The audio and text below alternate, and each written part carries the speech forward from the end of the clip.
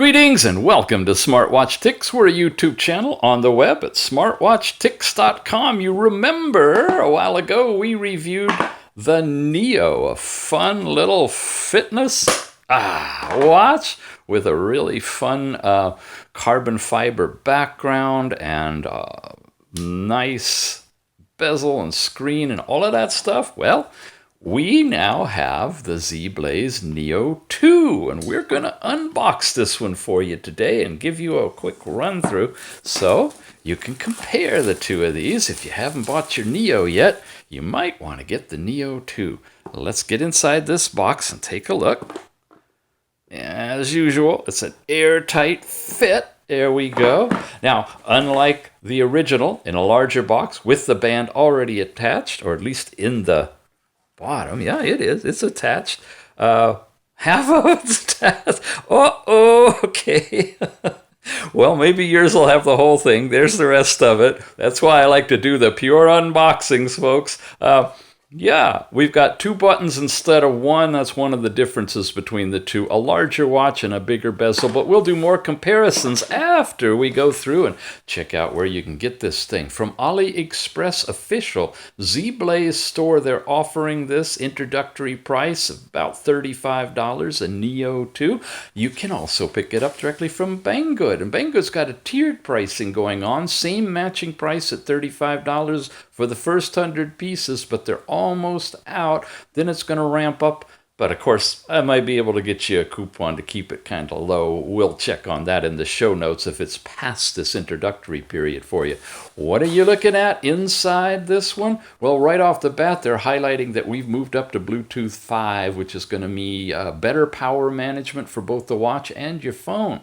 Multiple watch faces. That's been a big question from folks is, how do I get more faces? You buy yourself a newer watch. 1.3-inch full round touch screen. It's got this new HRV, heart rate variability health index, in it. Take a look at that. 24-hour heart rate monitoring and an Italian Vacchetta dessert strap. That's on this thing. At least half the strap is on it. Hey, nice. Yeah. Leather. It's a leather strap. Here's our sizes. Here's our weight. It's zinc alloy all the way around. Again, the leather strap. And the length and all of that stuff, 24 millimeters wide, in case you want to put your own on, obviously removable. We're looking at 240 by 240 pixel, 1.3-inch IPS, full round color touchscreen.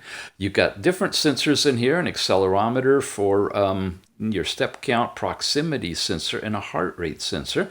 And 180 milliamp hour battery with a charging time of an hour and a half. Should last about a week or so. It's got a water resistance of IP67, which supposedly you could dunk it in water briefly, but, well, yeah, best just to kind of keep it from splashes if you can. It uses the FFit app, and it's supporting currently these different languages on board. Standout features, we've already talked a lot about that. We'll show you each of the screens separately as we go through and all the stuff that comes with it. So let's check all of that. Now, from the other source, here's an overall spec sheet just so you have it. Not going to spend any time on it other than to scroll through, come back if you want to, freeze frame it if you'd like to read it. And if I didn't answer some of your questions, hopefully they just got answered for you. Let's continue in the box. When I take out the insert and grab the other half of the band, you notice it's got a quick release on it, and these are so easy to use. Press down, get it inside the hole on one side, which you have to kind of feel for. Hello, where are you, hole? Oh my gosh, it actually broke off on this one. Whoa. Okay, I'm going to have to do this off camera because there's something stuck in the hole on that side. And this one, of course, would just go in there. Maybe that's why it's off. Things happen. Inside here, we've got the charging cable, standard 2-pin, connects on the back magnetically, 50-50, and I should not go to Vegas because I'm always hitting the wrong side. Not strong enough to hold it, and it is a relatively heavy watch. This one uses the same 2-pin design, And it looks like it's the same pin connector and a much lighter watch. So that's one of the big differences between the first and second generation. We can take that off now, is that this is a larger and heavier watch for sure. We also have the manual, and as we always do, we're going to page through it, the English version for you.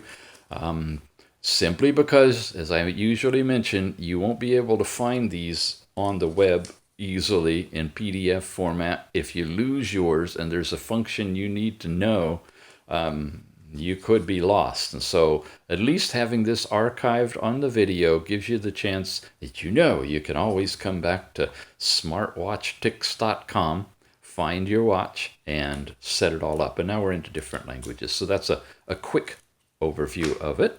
I think we are ready to try to fix this, charge it up, and turn it on. Yep, the Neo 2. There we go, all back together. It turned out it was just a little bit of particles, I think from the edge of the band that was in there when it popped out. Probably wasn't seated right. Little Q-tip on both sides, took care of it. No problem at all. So, taking a look at it, we saw the connectors. We have a little raised area where we have the diode, the green diode for heart rate. We got some screws holding the whole back together. 2 buttons, nice bezel. Press and hold the top button, turns it on, and we are on live right now. When you come down here, I want to show you, first of all, brightness is at its lowest. This sucker is really bright. If I go up full bright, you can't even see anything in here, can you? Totally washed out. But actually, it's bright yellow, and outdoors, it's going to be easy to see. So there we are. We're back down here to this level.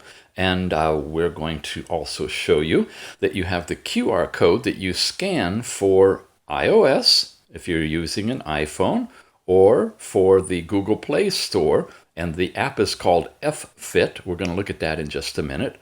Or a Chinese version of it is available as well. Each QR code set for the unique store. That's something new. Haven't seen that before.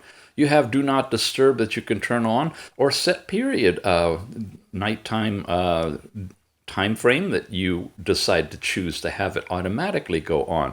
Here's your Bluetooth connection information. Currently disconnected, but when you're tied in, you'll be tethered to your phone. And this takes you into your overall settings where you have theme. Now this is where we have all of the different watch faces. And actually I thought there'd be more. That's the first one. Here's the second one we've seen. I've got a nice really big bright one for outdoors. That's great. Easy to see. And then an analog face. And now I'm all the way around again. So 1, 2, 3. We've got basically 3 faces on it. Might be possible to add more. I didn't see any way in the app to do that, but we'll take a look at that in a moment. But there you go. You got 3 different faces on here. And that was all accessible by getting into your settings and going into your theme. You have screen off time. How long do you want it to stay on? From about 5 seconds to 15 seconds. The longer, of course, the lower your battery will be, how fast it'll run out. But it lasts a really long time anyway. So I popped it up to 15 seconds for my use here. And we also have a system. And when you go into system, there's not really much other than shut down, which is a very quick and easy thing. It says it'll turn off, goodbye, goes all the way away, press and hold, just takes a couple of seconds and it's back up again.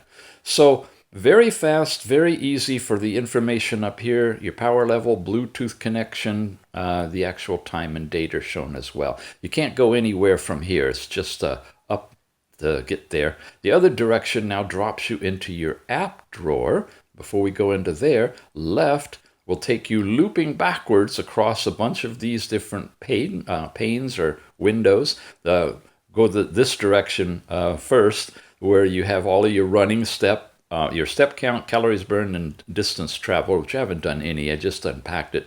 It immediately goes into testing your heart rate and your blood pressure. Notice it goes off if it doesn't sense your finger, which is really good. It does heart rate, it does blood pressure, and then it's back to watch face. So you have those 3 things plus your watch face. You have all those features up there.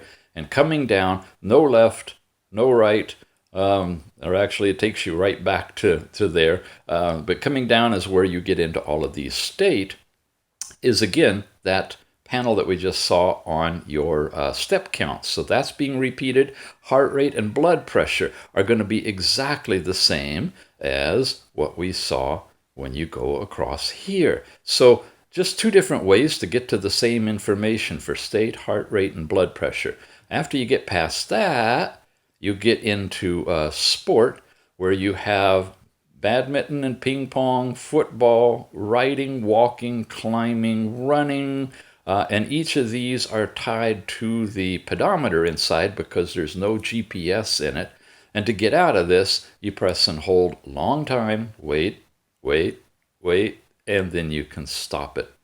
And you get your data basically on the sport. There won't be any trajectory tracking or any of that stuff. Sleep notification, hard to get these to stop just right. They tend to jump. That's your last night's sleep time will be shown on here if you wear it to bed. Then notifications is the notifications sent to you that you've set up to accept from the app. That's typical. We have, after notifications, a stopwatch and a countdown timer. Now, these show on the screen, and when you activate them, you're locked in. The screen and everything is frozen. The only way you can get out of it is literally to pause it here and reset it, get out of it that way if you want to. You do not have the ability to leave a stopwatch or a countdown timer and have it run in the background. So just be aware of that. It'll be showing on the screen, and you kind of have to work with what you got. But it is really nice, big, bright digits. So if you're doing some sort of interval training and you want to quickly be able to look down and see how much time you have left, you've got it right there on the screen. And it's already preset for 1, 3, 5, 10, or you can dial in the time you want for your own countdown interval. Okay, settings is exactly the same settings we just went to from the top. Theme, screen off, system, which gives you your ability to shut down, and that basically is the whole watch. So what I want to do now is show you the tethering app called F-Fit. Here it is in the Google Play Store, and if I open it, I go right into the opening screen, but there was some setup I need to do to get in there. Let me show you that part. When you set up an account, and you can't get into the app without setting up an account, folks, so that's another consideration. If you're going to do any of the tethering things, there's no guest mode. With this watch, you absolutely have to have an account set up. When you do, you need to give yourself a nickname, gender, birth date, your units, your height, your weight. Then the next page is going to ask you to estimate your skin color, and that will help, I guess, with the heart rate and blood pressure detection. Then you get your moving target of what you want for daily steps and hours of sleep that you're looking to get. And I guess that will help it determine how well you did. And then you drop into that opening page, which looks like this. Whatever step count, distance traveled, calories burned you got going on will be there. Device not connected, but after you tether it the first time, when you power it on, you give it a couple of seconds, and it's already connected. So now we are there. You're going to see your heart rate information, last night's sleep time, and target completion rate based on what you put in with your 8 hours of expected time. You can do an exercise, and you can measure blood pressure supposedly right here from this page. You go into the data tab, and now here's where you'll have your step count throughout the day and a bar chart every hour. More of a demonstration of your sleep time over time. And your heart rate information with your 24-hour heart rate would be on this chart.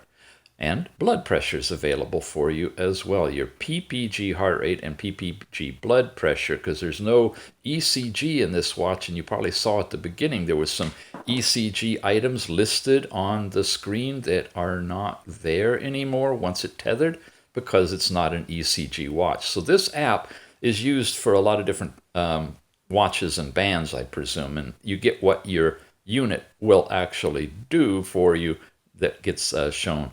Care is where you can connect with other friends and send your data back and forth. And mine is your specific area where you've got your count set up, and you can go into your device. And here's where you basically control everything.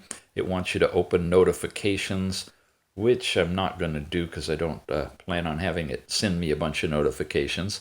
Find your device and shake for a snapshot, or right here. You do that, it'll put it in camera mode. You shake this thing and you can take a picture. You can have it push notify you for incoming calls or SMS. It's not a watch you can answer directly from here. There's no speaker and microphone. There is vibration in it, however. You have more settings for all kinds of apps that are on your device to push, and that's where you would set all those up. You can turn on continuous heart rate monitoring. Will drain the battery a bit, but as long as you're wearing it, you'll get continuous heart rate. If you don't want that, don't need that, turn that off. The lift your wrist to see the time will light up the screen when you do that. Probably want to turn that off at night or set it up in the do not disturb to automatically go out. Notice it's 16:05 unless I change to 12 hour, and now it's 4:05 p.m. See that back and forth? It's not doing a 15-second timeout. Looks like it's about 5 seconds. And you can have metric or imperial measurements for setting things up as well. Firmware updates, disconnect the device, all that is here. And then on your page, you've got your goals that you put in here, some guidance, common problems, and about us is all the stuff that rounds out the F-Fit app. So you got the app, you got the watch. We took a, oh, sorry, you didn't see that. We took a quick look at the comparison with the original NEO and NEO 2.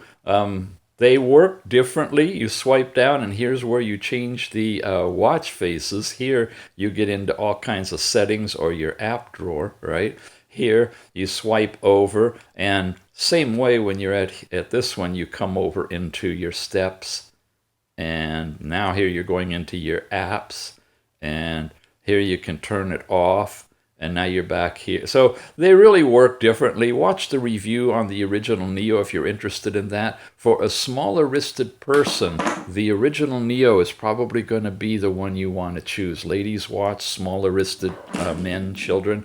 And the larger watch is appropriate for anybody really, but if you're really discriminating on size, this might be the one that you want to wear if you're a guy. It's got the nice leather band, and that's what it looks like on. And by now, you know there's 2 places you can get it. This is a test.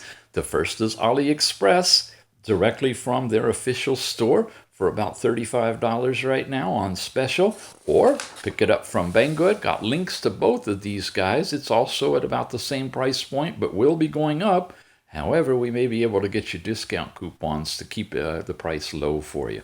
Alrighty, guys, you've been watching Smartwatch Ticks. We're a YouTube channel on the web at smartwatchticks.com. We appreciate your subscription and being here and telling your friends while they're hunkered down with nothing to do to come on by and learn about smartwatch technology. There's more out there than Fitbits and Apples, guys. There really is. We'll see you again soon.